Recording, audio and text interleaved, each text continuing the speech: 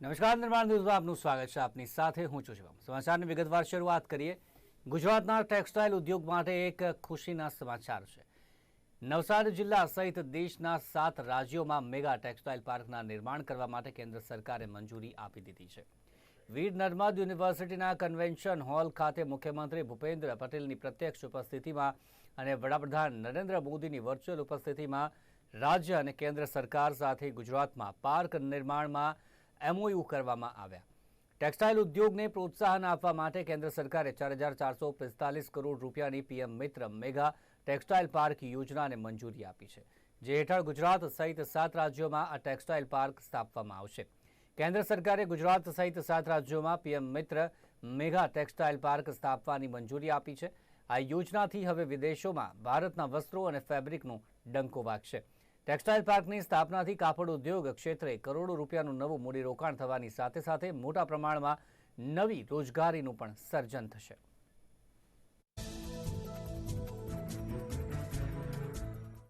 ખૂબ મોટા પ્રમાણમાં રોજગારીનું સર્જન કરતા ટેક્સટાઇલ સેક્ટરનો વ્યાપ ગુજરાતના કચ્છથી માંડી સૌરાષ્ટ્ર, મધ્ય ગુજરાત અને દક્ષિણ ગુજરાત સુધી પથરાયેલો છે.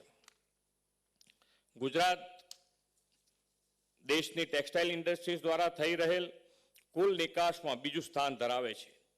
દેશમાં ઉત્પાદિત થતા ડેનિમ કાપડનું 60 થી 70% ઉત્પાદન ગુજરાત કરે છે, જે સમગ્ર દેશમાં પ્રથમ અને વિશ્વમાં ત્રીજા સ્થાને છે. દેશના કપાસ ઉત્પાદનનું 37% ઉત્પાદન ગુજરાત કરે છે તથા દેશમાંથી થતી નિકાસમાં 60% ફાળો આપે છે. આપણા મોટાભાગના ખેડૂતોનો કપાસની ખેતી સાથે સંકળાયેલા છે. નરેન્દ્રભાઈએ મુખ્યમંત્રી હતા ત્યારથી જ કૃષક અને કૃષિના કલ્યાણ માટેની ચિંતા કરી છે. તેમણે ખેડૂતોના કલ્યાણનો વિચાર સાથે કપાસમાં મૂલ્ય વૃદ્ધિ કરી ખેડૂતોની આવક વધારવાનો પ્રયાસ કર્યો છે. અને હમણાં જ આપણે બંને ફિલ્મ જોઈએ, બંનેમાં આદરણીય વડાપ્રધાન શ્રી નરેન્દ્રભાઈ મોદીના નેતૃત્વમાં જે ગુજરાત સરકારે 5Fના સૂત્ર એટલે કે farm to fibre to factory to fashion to foreign મંત્ર દ્વારા ગુજરાતમાં કાપડ ઉદ્યોગને વેગ મળે અને ખેડૂતોની આવકમાં વધારો પણ થાય તે માટે રાજ્યમાં ટેક્સટાઇલ પોલિસી 2012 અમલી મૂકી હતી, જે અંતર્ગત રાજ્યના ટેક્સટાઇલ સેક્ટરમાં 35,000 કરોડ રૂપિયાનું રોકાણ થયું હતું અને 2.5 લાખથી વધુ રોજગારીનો અવસર એ વખતે ઊભા થયા હતા. હમણાં જ આપણે 4-5 દિવસ પહેલાં જોયું છે કે 2022માં સૌથી વધારે રોજગારી આપતું જો કોઈ સ્ટેટ હોય તો એ ગુજરાત છે. એવા ન્યૂઝ આપણે હમણાં જ જોયા છે. ગુજરાત સહિતના દેશના રાજ્યોને ટેક્સટાઇલ ઉદ્યોગમાં આત્મનિર્ભરતા સાથે લોકલથી ગ્લોબલ બનાવવા વડાપ્રધાનશ્રીની વિઝનરી લીડરશિપમાં PM મિત્ર ટેક્સટાઇલ પાર્ક નિર્માણ થવાના છે, તે આપણા માટે ગૌરવની વાત છે. નવસારીમાં 1141 એકરમાં આકાર લેનાર આ ટેક્સટાઇલ પાર્કમાં પ્લગ એન્ડ પ્લે સુવિધા અંડર વન એમ્બ્રેલા મળી રહે તેવું આયોજન આ ઇન્ટિગ્રેટેડ ટેક્સટાઇલ પાર્કમાં કેન્દ્ર અને રાજ્ય સરકાર મળીને કરવાના છે.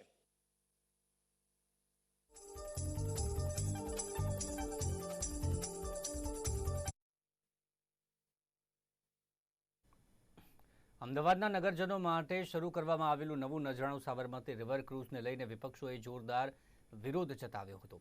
વિપક્ષ નેતા શહેજાદ ખાન પઠાણ સહિત સભ્યો AMC કચેરી ખાતે પહોંચ્યા હતા અને ભાજપ પર આક્ષેપો કરતા જણાવ્યું હતું કે નદીનું લેવલ ન ઘટાડવાને કારણે વરસાદમાં શહેરમાં પાણી ભરાઈ ગયા છે. તેમણે મેયર કિરીટ પરમારને આવેદનપત્ર સુપ્રત કરતા જણાવ્યું હતું કે 100 લોકોના આનંદ પ્રમોદ માટે થઈને લાખો નગરજનોને પાણીમાં ડૂબાડ્યા છે. તો આ બાજુ શહેજાદ ખાનના નિવેદન પર મેયર કિરીટ પરમારે પ્રતિક્રિયા પણ આપી હતી. તેમણે જણાવ્યું હતું કે કોંગ્રેસ પ્રજા સામે જવા માટે હવે કોઈ મુદ્દા કોંગ્રેસ પાસે નથી રહ્યા, એટલે હવે આક્ષેપો કરી રહ્યું છે. के लिए अहमदाबाद शहर के रिवर फ्रंट पर एक क्रूज लाई गई है, जिसके कारण सिर्फ 100 लोगों के मनोरंजन के लिए भारतीय जनता पार्टी ने पूरे अहमदाबाद शहर को डुबाने का काम किया है. जब से क्रूज आई है, साबरमती रिवर फ्रंट के लेवल को 134 फुट रखा जा रहा है, जिसका लेवल बढ़ने से रिवर के आसपास के सभी विस्तार बारिश में डूब रहे हैं. और ये कांग्रेस पार्टी का कहना नहीं है, ये अहमदाबाद म्युनिसिपल कॉर्पोरेशन का कहना नहीं है, लेकिन जो पार्टी वाहवाही लूट रही है उन्हीं पार्टी के MLA ने कमिश्नर को पत्र लिखकर रजूआत की गई है कि क्रूज के आने से बरसात में उनके विस्तार में उनकी विधानसभा में पानी भर रहा है।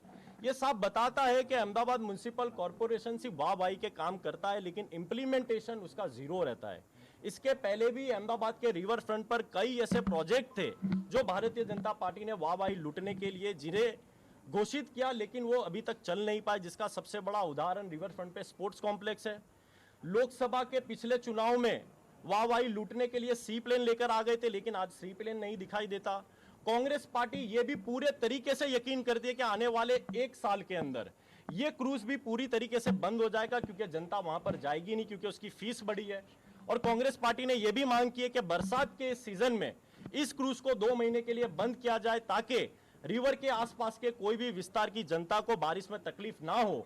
और यदि भारतीय जनता पार्टी ऐसा नहीं करती है तो कांग्रेस पार्टी इस मुद्दे पर और उग्रता से अपना विरोध प्रदर्शन व्यक्त करेगी। 1 કલાકમાં 63 મિલીમીટર જેટલો વરસાદ પડ્યો હોય એક જ કલાકમાં, અને 130 થી 32 ફૂટનું સાબરમતીનું લેવલ હોય એ વિસ્તારમાં, એટલે જે વિસ્તારની અંદર રેગ્યુલર જ્યાં આટલો પુષ્કળ વરસાદ આવતો હોય, જ્યાં નીચાણવાળો પાણીનો વિસ્તાર હોય, ત્યાં નેચરલ આ રીતે પાણી હોય છે, 1 કલાકની અંદર ઉતરી જતું હોય છે વરસાદ બંધ થયા પછી। એમાં કોઈ નવું પાણી છોડવામાં આવેલ નહીં, કંઈ નહીં, માત્ર આ એક ઇસ્યુ કરી કોંગ્રેસના મિત્રો એમની નબળાઈ છુપાવવા માટે, એમના કોઈ એવા પ્રશ્નો નથી પ્રજા વચ્ચે।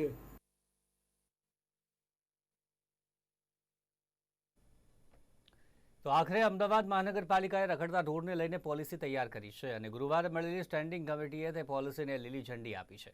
સ્ટેન્ડિંગ કમિટીની મળેલી બેઠકમાં આ કામ તાકીદમાં મંજૂર કરવામાં આવ્યું। નવી પોલિસી અંતર્ગત તમામ પશુ માલિકોએ પશુને રાખવાની તમામ જગ્યા બતાવવી પડશે, તો લાયસન્સ પણ લેવું પડશે અને તેને રિન્યૂ પણ કરાવવું પડશે। સાથે સાથે ઘાસ વેચનારાઓએ પણ રજિસ્ટર રાખવું પડશે અને ઘાસ કોને વેચ્યું, ક્યાંથી લાવ્યા વગેરે માહિતી દર્શાવવી પડશે। પાંજરાપોળ તેમજ મંદિરો કે અન્ય જગ્યાએ ગૌશાળા ચાલતી હોય તો તેઓએ લાયસન્સ મેળવવાનું રહેશે, પરંતુ ફીમાંથી મુક્તિ આપવામાં આવશે। આમ હાઈકોર્ટના ટકોર બાદ સફાળી જાગેલી અમદાવાદ મહાનગરપાલિકાએ આ પોલિસી જાહેર તો કરી દીધી છે, પરંતુ તેનું અમલીકરણ કેવું થાય છે તે મહત્વનું છે।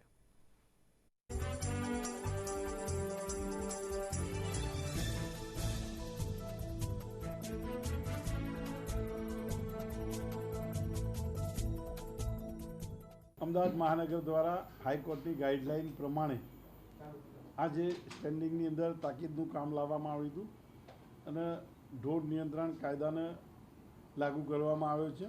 એની અંદર કોઈપણ પશુપાલકે પોતાને પશુ રાખવા માટે પોતાની નિર્ધારિત જે જગ્યા નક્કી કરવામાં આવી છે એ જગ્યા સાથે અને એ જગ્યા ઉપર કેટલા ઢોર રાખી શકાય છે એની જગ્યા નિર્ધારિત કરવી પડશે। એની લાયસન્સ ફી લેવાનું નક્કી કરવામાં આવ્યું।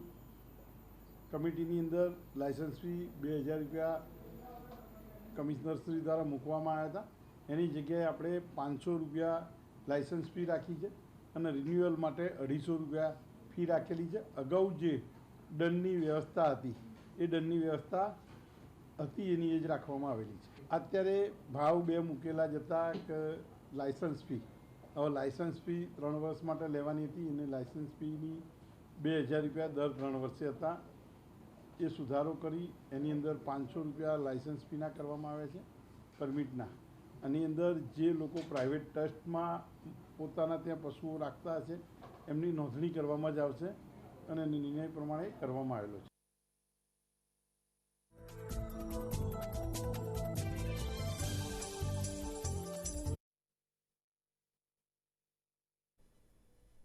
અમદાવાદમાં પ્રથમ વરસાદમાં પણ રોડ રસ્તા ધોવાય તે ઘટનાઓ બની ચૂકી છે, ત્યારે હવે વરસાદ બંધ થતાં જ અમદાવાદ મહાનગરપાલિકાએ પેચવર્કનું કામ શરૂ કરી દીધું છે। શહેરમાં 5299 જેટલા ખાડા પ્રથમ વરસાદમાં જ પડ્યા હતા, તેમાંથી 5083 ખાડાઓમાં પુરાણનું કામ આજે પૂર્ણ થઈ ચૂક્યું છે। સાથે જ બાકી રહેલા ખાડાઓમાં પણ પેચવર્કનું કામ તાકીદે પૂર્ણ કરવાની સૂચના આપી દેવાઈ છે। તો અમદાવાદમાં કરેલા જે ભૂવાઓ છે તેને પણ તાત્કાલિક રિપેર કરવાની સૂચના આપી દેવામાં આવી છે। હાલની જો વાત કરવામાં આવે તો અમદાવાદ મહાનગરપાલિકાએ પ્રયાસ કરી રહી છે કે આગામી સમયમાં પણ વરસાદ પડે તો પણ તાત્કાલિક ધોરણે પેચવર્કનું કામ પૂર્ણ કરાય।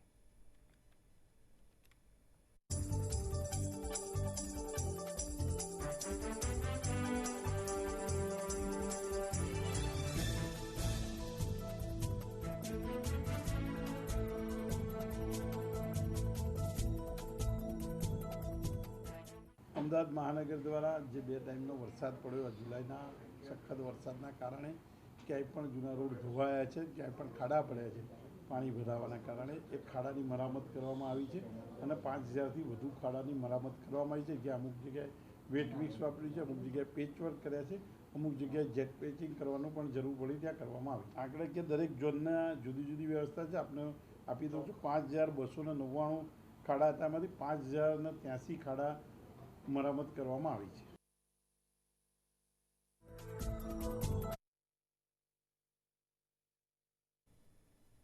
ખેડા જિલ્લાના માતર તાલુકાના વિરોજા ગામના પેટાપરા વિસ્તારમાં સર્વે નંબર 280માં ખેડૂત તરીકે 20 વીઘાથી વધુ જમીન પૂર્વ કલેક્ટર શંકરદાન કેશુભાઈ ગઢવી તરીકે લેવામાં આવી છે. નોંધનીય છે કે જમીન ક્ષાદયુક્ત બતાવી સસ્તા ભાવે લઈ લીધી છે. સાથે જ તેમના પાર્ટનર કે તેમના મળતિયા કહી શકાય તેવા 2 ઇસમોના નામે લઈ લેવામાં આવી છે. ત્યારે આ વિસ્તારમાં આવેલ 72 વીઘા પૈકી સરકારી ખરાબાની જમીન ઉપર દબાણ કરી તેની ખેતી કરવામાં આવી રહી છે. અને એસકે લાંગા પણ 100 વીઘાથી વધુ જમીનો લઈને સરકારી જમીનો પર દબાણ કરી લેવાના આક્ષેપો ગ્રામજનો કરી રહ્યા છે. ઉલ્લેખનીય છે કે પૂર્વ કલેક્ટર એસકે લાંગા હાલ પોલીસ રિમાન્ડમાં અનેક ખુલાસા કરી રહ્યા છે. નંબર છે 280. તેમની હાલ જમીન 4 હેક્ટર 22 ગુંઠા અને 44 ચોરસ મીટર આવેલી છે. અને ત્યારબાદ એમને એમના પાર્ટનર છે તોફિકભાઈ તાજદીન હલાણી, જેઓની જમીન છે 279, જેઓની જમીન 5 હેક્ટર 19 ગુંઠા અને 26 ચોરસ મીટર. અને ત્યારબાદ 276 રાજેન્દ્રભાઈ રામસંગભાઈ રાવલ તરીકે છે, તેઓની જમીન 5 હેક્ટર 28 ગુંઠા અને 55 મીટર છે ચોરસ મીટર. આ જમીન અત્યારે જે લોકોએ જે ટાઈમે લીધી ત્યારે બિન ખેતી પિયત પાત્ર બતાવવામાં આવેલી હતી, જ્યારે આની અંદર હાલમાં પણ ખેતી થાય છે. આ લોકોએ વિરોજાથી અંબાઈપુરાથી જે બામણગામ જવાનો રસ્તો હતો એ દબાણ કરેલો છે, જ્યારે બીજા નંબરમાં દલોલીથી ગ્રામ પંચાયત લાગે ત્યાં આગળ 94 જે સર્વે નંબર છે એની અંદર ગૌચર જમીન આવેલી છે, તેની અંદર દબાણ કર્યું છે. ત્યારબાદ 282 જે સરકારી પડતાળી જમીન છે એની અંદર હાલની અંદર દબાણ કરેલું છે. 299 ની અંદર જે ગૌચર જમીન છે એની અંદર દબાણ કરેલું છે અને ડાંગર રોપે છે. અત્યારે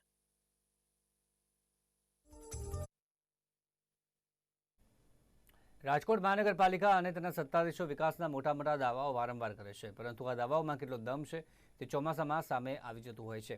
રાજકોટમાં સિઝનનો પ્રથમ સારો વરસાદ પડ્યો અને કોર્પોરેશનના દાવાઓની પોલ ખુલી ગઈ. શહેરના રોડ રસ્તાની સ્થિતિ જોતા લાગી રહ્યું છે કે રાજકોટમાં ખાડા નહીં પરંતુ ખાડામાં રાજકોટ છે. શહેરમાં રોડ રસ્તાની ખગડધજ સ્થિતિથી શહેરીજનો પણ ત્રાહિમામ પોકારી રહ્યા છે. તો જોઈએ તેના પરનો એક વિશેષ અહેવાલ.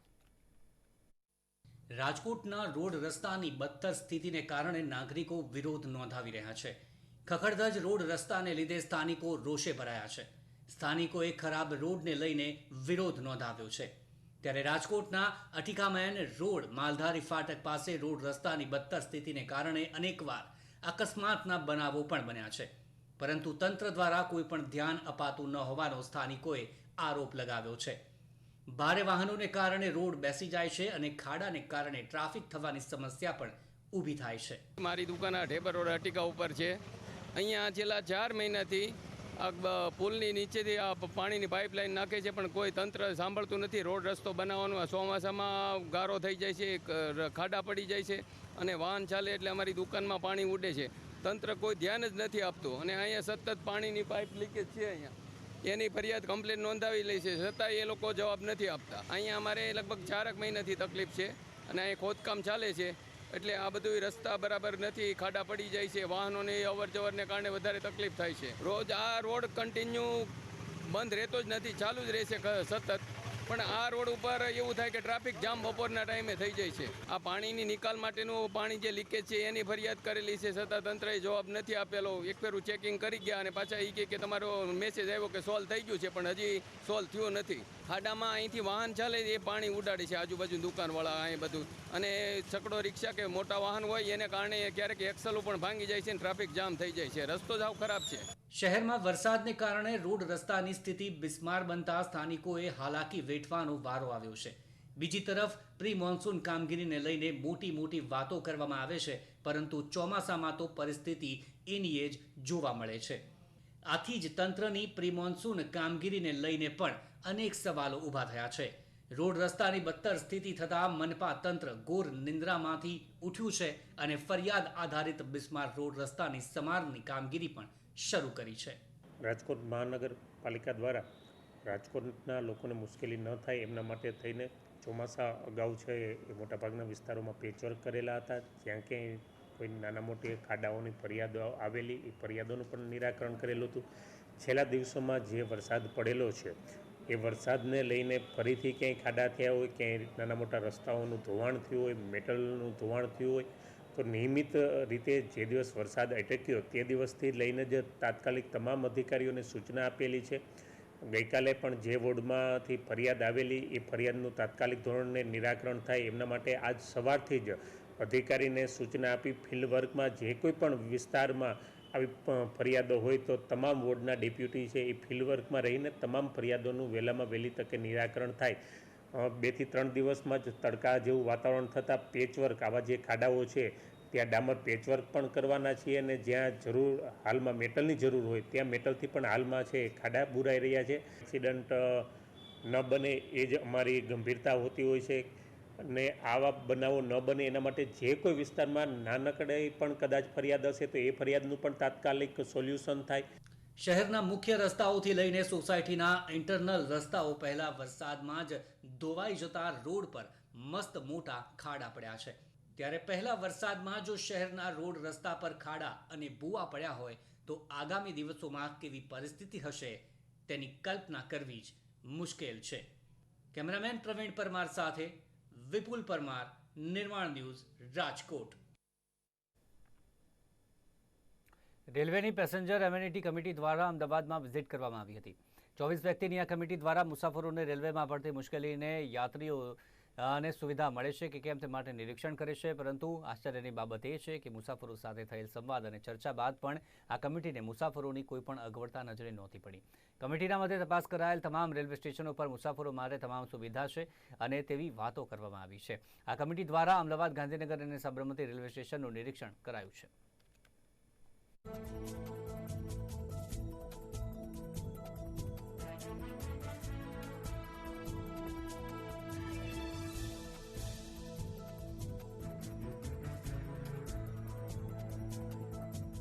रेल मंत्रालय की जो पीएससी कमेटी है, हमारे प्रधानमंत्री नरेंद्र मोदी जी के नेतृत्व में केंद्रीय रेल मंत्री माननीय अश्विनी वैष्णव जी ने जो कमेटी में हमारे 24 सदस्य होते हैं, गत 2 दिन से हम गुजरात के अहमदाबाद डिवीज़न में प्रवास करने, इंस्पेक्शन करने आए हैं. पहले दिन भुज और गांधीधाम का इंस्पेक्शन किया, कल पाटन, वडनगर और महसाणा का इंस्पेक्शन किया, आज गांधीनगर का किया, अभी अहमदाबाद का इंस्पेक्शन करने वाले हैं, इसके बाद साबरमती का इंस्पेक्शन करेंगे. दूसरी बात ऐसी है कि कोरोना के बाद, कोरोना के समय में थोड़ा रेल का इंस्पेक्शन का काम तो चलता रहा, लेकिन थोड़ा निधि का प्रॉब्लम आने के कारण जो काम अधूरे थे, रेल मंत्रालय ने माननीय मोदी जी के नेतृत्व में एक बड़ा कार्यक्रम हाथ में लिया है और ये अहमदाबाद डिवीज़न के 4 स्टेशंस विशेष रूप से उसको निधि आवंटित किया गया है और जो उर्वरित 16 स्टेशंस है उस 16 स्टेशन को अमृत भारत योजना में निधि मिलने वाला है. रेलवे बोर्ड द्वारा नियुक्त कमिटी है, एमां गुजरातथी अमने 2 जणने मौको मळ्यो छे. एक મહેસાણાથી મને અને સુરતથી છોટુભાઈ પાટીલને. એ આપણા માટે ખૂબ ગૌરવની વાત છે. અત્યાર સુધી બહુ વર્ષોથી છેલ્લા 9 વર્ષ પહેલાં આપણે કાયમ ફરિયાદ કરતા હતા કે રેલવેમાં ગુજરાતને અન્યાય થાય છે, રેલવેમાં ગુજરાતને અન્યાય થાય છે અને અન્યાય થાય છે. રેલ બજેટ પડે પછી જે ચર્ચાઓ ચાલે કે અમે આ કર્યું, અમે આ કર્યું, પરંતુ છેલ્લા 9 વર્ષથી માનનીય પ્રધાનમંત્રી શ્રી નરેન્દ્રભાઈ મોદીજીના નેતૃત્વમાં જ્યારથી કેન્દ્રની સરકારની રચના થઈ ત્યારથી અત્યાર સુધી રેલવેની જે આપણી બધી શિકાયતો અને ફરિયાદો હતી એ ધીરે ધીરે દૂર થવા લાગી છે. પહેલાં તો રેલવેનું તંત્ર સુધર્યું, રેલવેના ફંડ વધ્યા, રેલવેનું બજેટ વધ્યું, રેલવેના મુખ્ય બજેટમાં રેલ બજેટનો સમાવેશ થયો, એના કારણે ફંડની જે અછત પડતી હતી એ આપણી દૂર થવા લાગી. દેશની પ્રદૂષિત નદીઓમાં સમાવેશ થયેલી સાબરમતી નદીને પ્રદૂષણ મુક્ત કરવા કરોડો રૂપિયા ખર્ચવા છતાં નદીમાં હજુ પણ કેમિકલયુક્ત પાણી બેરોકટોક છોડવામાં આવી રહ્યા છે અને તેના માટે મ્યુનિસિપલ તંત્રના અધિકારીઓ જ સીધા જવાબદાર હોવાનો ચોંકાવનારો આક્ષેપ કોંગ્રેસ પક્ષના નેતા શહેજાદ ખાન પઠાણે કર્યો છે. તો આ બાજુ રખડતા ઢોરોને લઈને પણ એએમસી પર ફિટકાર करता તેઓ જોવા મળ્યા હતા. म्यूनसिपल कॉरपोरेशन सुधरने का नाम नहीं लेता. आज भी कहीं ना कहीं वहां पर ऐसी कई फैक्ट्री है जिनके अभी भी जो उनका फैक्ट्री का पानी है वो गंदा पानी सड़कों पर निकल रहा है. अहमदाबाद म्यूनसिपल कॉरपोरेशन का ये कहना है कि उन्होंने पिछले हफ्ते से लेकर अभी तक करीबन 300 एकम ऐसे हैं जिनको उन्होंने सील किया है. जीपीसीबी का कहना है कि उन्होंने 8 एकमों को सील किया है. लेकिन हम मानते हैं, कांग्रेस पार्टी ये मानती है कि अभी भी वहां पर ऐसे कई बड़ी फैक्ट्री है जिनको अभी तक अहमदाबाद म्यूनसिपल कॉरपोरेशन ने सील नहीं किया. ये साफ बताता है कि कहीं ना कहीं अहमदाबाद म्यूनसिपल कॉरपोरेशन के भ्रष्ट अधिकारी कुछ बड़े उद्योगों को, कुछ बड़ी फैक्ट्रियों को लाभ दिलाने के लिए ये कार्य कर रहे हैं. सिर्फ छोटी फैक्ट्री, ऐसे जानकारी ये भी प्राप्त हुई है कि किसी पान के गल्ले को भी सील मार दिया गया, किसी जो घर के जो ड्रेनेज कनेक्शन था उसे भी सील मार दिया गया. लेकिन जिनको सील करना था उन्हें आज भी सील नहीं किया गया है. एक तरफ सेंट्रल गवर्नमेंट एक लिस्ट घोषित करती है जिसमें साबरमती नदी को देश की दूसरे नंबर सबसे प्रदूषित नदी माना जाता है, लेकिन फिर भी अहमदाबाद म्यूनसिपल कॉरपोरेशन के अधिकारी इन एकमों को सील नहीं करते हो. ये साफ बतला रहा है कि कहीं ना कहीं अहमदाबाद म्यूनसिपल कॉरपोरेशन सिर्फ दबाव में आकर नौटंकी का काम कर रहा है. अहमदाबाद म्यूनसिपल कॉरपोरेशन यदि अभी भी अपने रूल्स के मुताबिक काम करे तो वहां पर एक बूंद भी पानी गंदा फैक्ट्रियों का नहीं आ सकता. लेकिन इस पूरे मामले में कहीं ना कहीं भारतीय जनता पार्टी और अहमदाबाद म्यूनसिपल कॉरपोरेशन के अधिकारियों उन एकमों को बचाने का कार्य कर रहे हैं. अहमदाबाद म्यूनसिपल कमिश्नर द्वारा रखड़ते हुए पशुओं को लेकर एक पॉलिसी बनाई गई थी, लेकिन भारतीय जनता पार्टी ने बड़े शर्म के साथ कहना पड़ रहा है कि उस पॉलिसी को योग्य माना नहीं और उस पॉलिसी का इंप्लीमेंट नहीं किया गया. पिछले कई वर्षों से अहमदाबाद म्यूनसिपल कॉरपोरेशन के वार्षिक बजट में भारतीय जनता पार्टी करोड़ों रुपए के नाम से एनिमल हॉस्टल बनाने का वादा करती है, जहां पर रखड़ते हुए पशु को रख सकते हैं और उनका देखभाल की जा सकती है. लेकिन अभी तक पिछले 17 साल में एक भी animal hostel Bharatiya Janata party ने बनाई नहीं है. कहीं ना कहीं पशुओं की परेशानी हो या जनता की परेशानी हो, जब हाईकोर्ट जैसी इतनी बड़ी अदालत कॉरपोरेशन को फटकार लगाती हो और सीएनसीडी विभाग फिर भी लापरवाही दिखाता हो, ये कहीं ना कहीं अहमदाबाद म्यूनसिपल कॉरपोरेशन के अधिकारी और 17 साल में रही भारतीय जनता पार्टी की सत्ता की बिल्कुल विफल और फेलियर दिखाई देता है. તાપી જિલ્લામાં ચોમાસાની શરૂઆતની સાથે જીલ્લામાં સાર્વત્રિક વરસાદી માહોલ છવાયો છે. ત્યારે જિલ્લાના 7 તાલુકાઓમાં ખેતીલાયક વરસાદ પડતા ખેડૂતો ખેતીના કામમાં જોતરાઈ ગયા છે. તો બીજી તરફ દક્ષિણ ગુજરાતની જીવાદોરી સમાન ઉકાઈ ડેમમાં પણ પાણીની સારી આવક થતા ખેડૂતો અને દક્ષિણ ગુજરાતવાસીઓમાં ખુશી જોવા મળી રહી છે.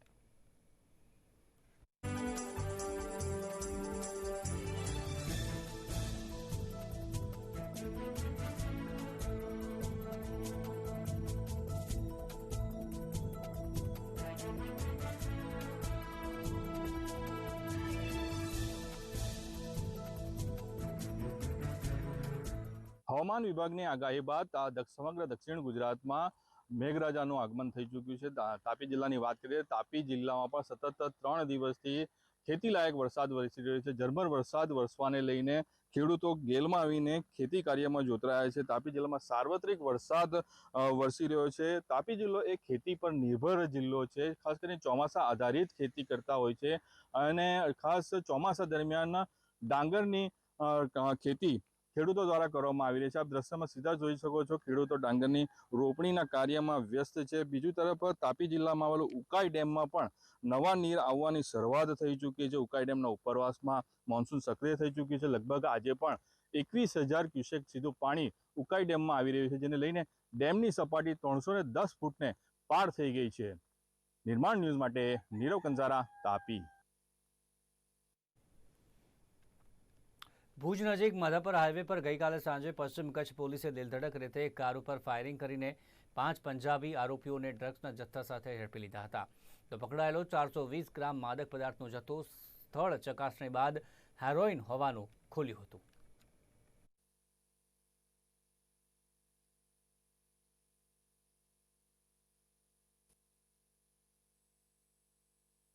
રાઈડ કરેલી ગાડીમાં 5 જેટલા માણસો ભુજ આવેલા છે અને આ માણસો છે એ ડ્રગ્સ ડિલિવર કરવાના છે.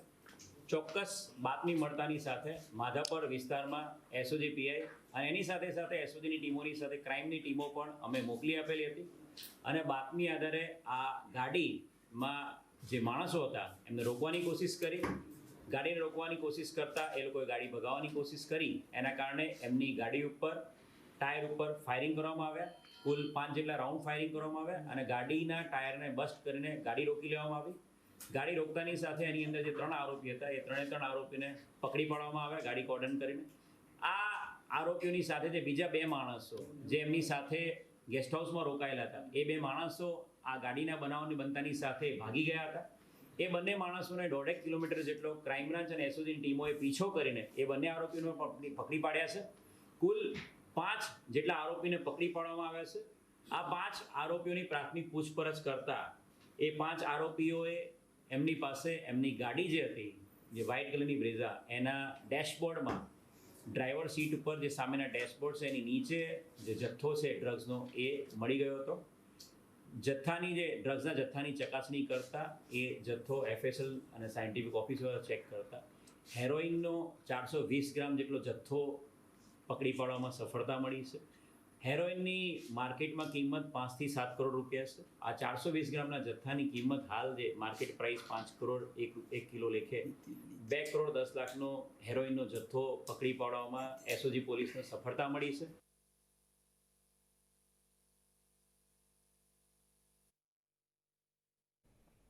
મહેસાણા દૂધસાગર ડેરીના સાગરદાણ કૌભાંડ કેસમાં આજે મહેસાણા ચીફ કોર્ટે ચુકાદો આપ્યો છે. વર્ષ 2012-13માં મહેસાણા દૂધસાગર ડેરીએ મહારાષ્ટ્રમાં સાગરદાણનું દાન કર્યું હતું અને દાનમાં કૌભાંડ થયું હોવાનો કેસ કુલ 22 આરોપીઓની સામે દાખલ થયો હતો. આ અતિ ચર્ચાસ્પદ સાગરદાણ કૌભાંડ કેસમાં તત્કાલીન ચેરમેન વિપુલ ચૌધરી અને નિયામક મંડળ સહિત કુલ 22 આરોપીઓની સામે દાખલ થયેલા કેસમાં મહેસાણા કોર્ટે ચુકાદો આપ્યો હતો. કુલ 22 આરોપીઓમાંથી 3 આરોપીઓના અવસાન થયા હોવાથી બાકીના 19 આરોપીઓને ચુકાદો સંભળાવ્યો હતો, જેમાંથી 4 કર્મચારીઓને શંકાનો લાભ આપીને છોડી મૂક્યા હતા, તો બાકીના 15 આરોપીઓને કુલ 7 વર્ષની સખત કેદની સજા મહેસાણા કોર્ટે ફટકારી છે. તત્કાલીન chairman Vipul Chaudhary, vice chairman Jalaben Desai, MD Nishedh Bakshi, executive director Prathamesh Patel અને રશ્મિકાંત મોદી સહિત 15ને સજા કરાઈ છે. સહિતનો એ મહારાષ્ટ્ર સરકારમાં અને મહાનંદા ડેરીને દુષ્કાળનું હોય અને એમને એમથી મોકલી આપેલો. કોઈ પણ જાતનો ઠરાવ કરેલો નહોતો. ઠરાવ પાછળથી ઊભો કરવામાં આવેલો એવી હકીકત દર્શાવી અને પોતાના લાભ માટે તેના તત્કાલીન ચેરમેન વિપુલભાઈ ચૌધરી એ મહારાષ્ટ્રને મોકલેલા સાગરદાણનો કેસ 2014ની સાલમાં દાખલ થયેલો. આજે મહેસાણાની additional chief judicial magistrate YR Agarwal સાહેબની કોર્ટમાં આઈપીસી કલમ 406, 420, 465, 471 વગેરે કલમોમાં નામદાર કોર્ટે સજા ફરકાવી. મહત્તમ સજા 420માં 7 વર્ષની નામદાર કોર્ટે ફરમાવેલી છે. તત્કાલીન ચેરમેન વિપુલભાઈ ચૌધરી, વાઇસ ચેરમેન જલાબેન અને એમડી નિષેધ બક્ષી સહિત બોર્ડ ઓફ ડિરેક્ટરનું જે બોર્ડ હતું એ તમામને સજા ફટકારવામાં આવેલી છે. આની અંદર 3 આરોપીઓ ચાલુ ટ્રાયલ દરમિયાન મયત થયા હતા. આરોપી નંબર 7, 8 અને 18 ચાલુ ટ્રાયલમાં મયત થયા હતા. એ સિવાયના આરોપીઓને સજા સંભળાવવામાં આવી. એમાંથી 4 આરોપીઓને કોર્ટ દ્વારા નિર્દોષ જાહેર કરવામાં આવેલા છે તેવી માહિતી મળેલ છે. મહત્તમ સજા 7 વર્ષની છે એટલે બધી સજા એક સાથે ભોગવવાનો હુકમ છે એટલે 7 વર્ષની સજા ગણાય.